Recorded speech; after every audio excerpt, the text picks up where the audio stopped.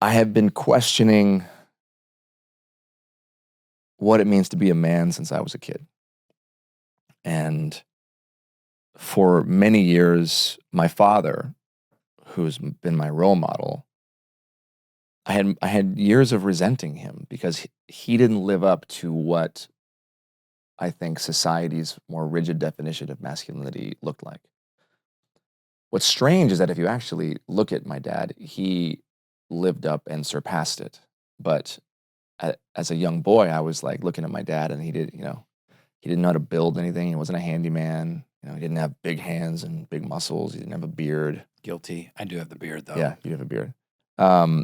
He didn't fight or raise his voice. He didn't teach me. Didn't discipline me and teach me how to fight. So these were all the things that as a young boy I was craving because I was being bullied by these more masculine kind of alpha kids, and so I resented him a lot for it. And as I got older, I realized I was so much like my dad in so many ways. I am really sensitive. I'm an empath. I feel everything. I cry all the time, movies and TV shows, sometimes commercials. And he taught me that was okay, but I didn't know how to like apply that into the real world because these weren't the things that people were drawn to.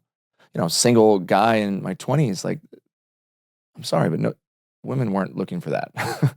They weren't. They were, there were so many times in my 20s where if I did meet a woman and I'd ask her a question or I'd make eye contact and I was polite, or she'd be like, huh, I thought you were going to be different.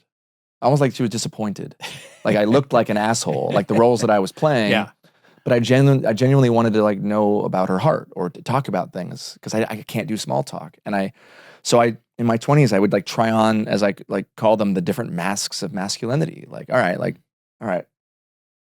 let me just pretend to not give a shit about anything, And I struggled. Like I would meet somebody and maybe I liked her, but then it was like, oh, but don't text her. Can't text her. Like, well, why? So then I would like not text her. But those like 2 days, I had so much anxiety. I was like, but I want to tell her. Like I have these feelings and they're meant to. And I was like, don't. And this is what it was like for when I met my wife. I was like trying to be maybe something I wasn't at first and, not text her all the time or not call her. But all I wanted to do was share my heart. And I just realized over the course of my 20s that none of that stuff was working for me. Like I would try to be other people, wouldn't work.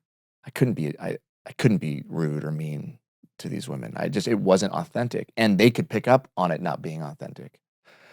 So I started questioning things. And when I met my wife, it was like a light bulb went off when I realized, like, well, what if I'm just myself? What if I am just myself? And I share with her all the parts of me. And I talk about my insecurities and my vulnerabilities and these things. And luckily, she didn't run away completely. There was a little bit of a rough time because, again, she was also used to a certain type of man because, again, we've all been conditioned in this society to both try to act like a certain type of man or, if you're on the other side, date or be with a certain type of man.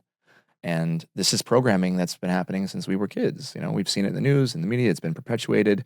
We always have this like unrealistic standard of who we're supposed to be as men.